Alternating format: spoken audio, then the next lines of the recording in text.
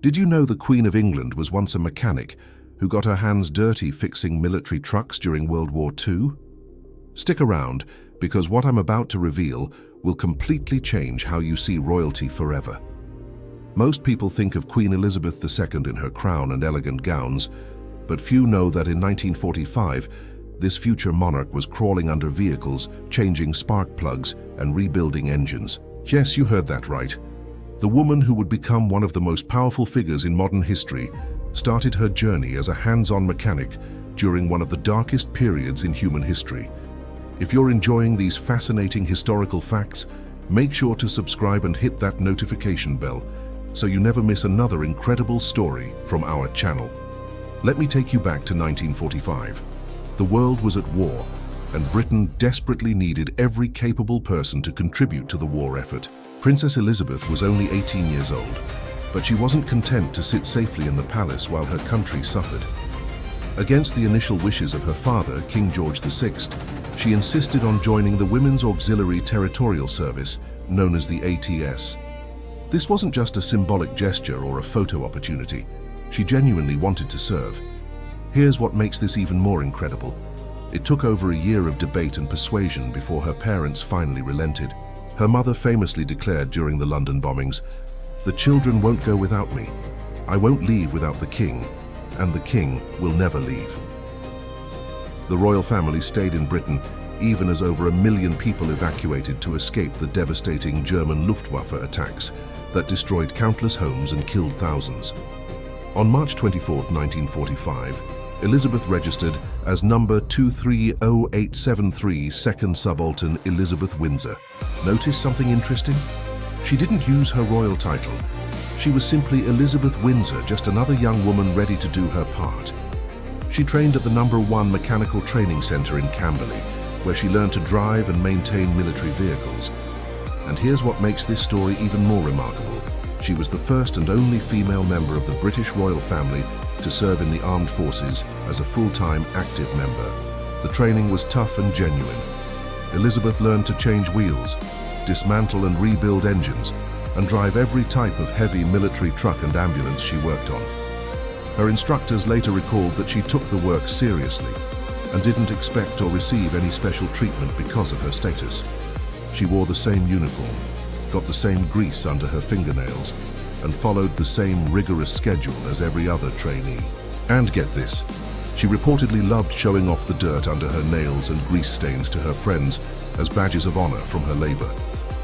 Within just 5 months, she achieved the rank of Honorary Junior Commander with the ATS, demonstrating her exceptional dedication and skill. There are photographs from that time showing her in military overalls, her hands covered in oil, working on vehicle engines with complete focus and dedication. But here's a detail that will blow your mind. When the war ended on VJ Day, Princess Elizabeth and her sister Margaret actually snuck out of Buckingham Palace incognito and danced in the streets of London with the celebrating crowds. Nobody recognized them, and they got to share in the pure joy of victory as ordinary citizens. What's truly fascinating is that this experience shaped her character in ways that would define her entire 70-year reign.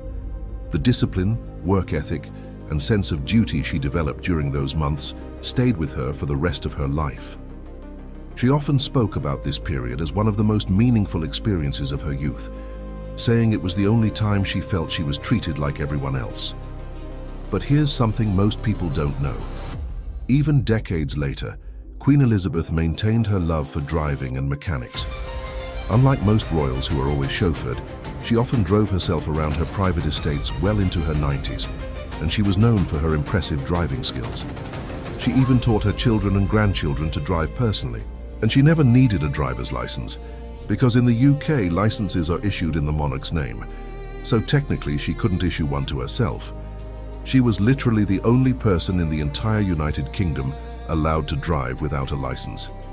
How's that for a fun fact? Throughout her 70-year reign, the longest in British history, she met with countless world leaders, survived multiple assassination attempts, and witnessed extraordinary moments in history. In 1982, an intruder named Michael Fagan actually climbed over Buckingham Palace's barbed wire fence, shimmied up a drain pipe, and made it into her bedroom. According to Fagin himself, the Queen didn't panic. She simply ran out of the room on her bare feet to get security. She owned more than 30 corgis during her lifetime and received some of the most unusual gifts imaginable from other countries, including an elephant, 2 giant turtles, a jaguar, and a pair of sloths, all of which now live in London Zoo. She sent her first email in 1976, long before most people even knew what the internet was, and posted her first Instagram photo in 2019 at age 93. During her lifetime, she sent around 50,000 Christmas cards. Her hobbies were surprisingly down to earth. She loved horse riding and was a huge Arsenal football supporter. She enjoyed pigeon racing and was an avid fan of TV quiz shows like Countdown and Pointless, and dramas like Line of Duty and MasterChef.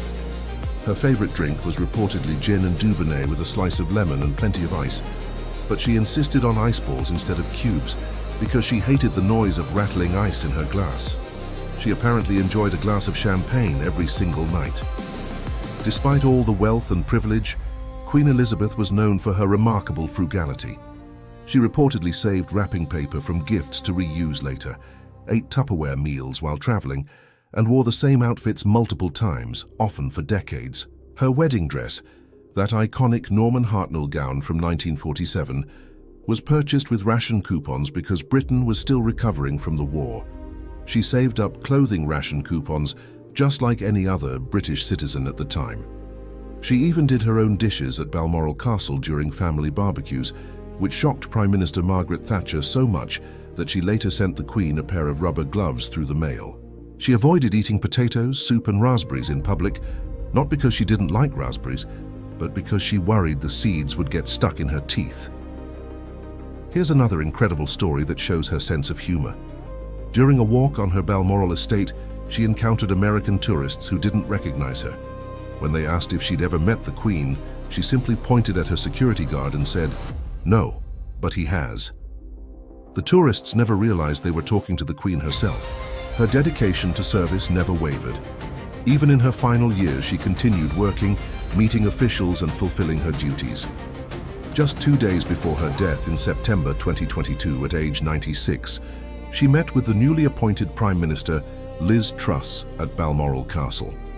That level of commitment is almost unheard of in any profession, let alone at that age. The story of the mechanic princess reminds us that true leadership isn't about privilege or status. It's about being willing to serve, to get your hands dirty, and to stand alongside those you lead. Queen Elizabeth II understood this at just 18 years old, and she lived by that principle for the next 77 years of her life. She was the only living head of state who served in World War II, and that experience of being treated like everyone else shaped the way she ruled for 7 decades. If this story inspired you or taught you something new about this remarkable woman, give this video a like, share it with someone who loves history, and subscribe to our channel for more incredible stories that will change how you see the world. Drop a comment below telling me which fact about Queen Elizabeth surprised you the most. I read every single one, and I'd love to hear your thoughts.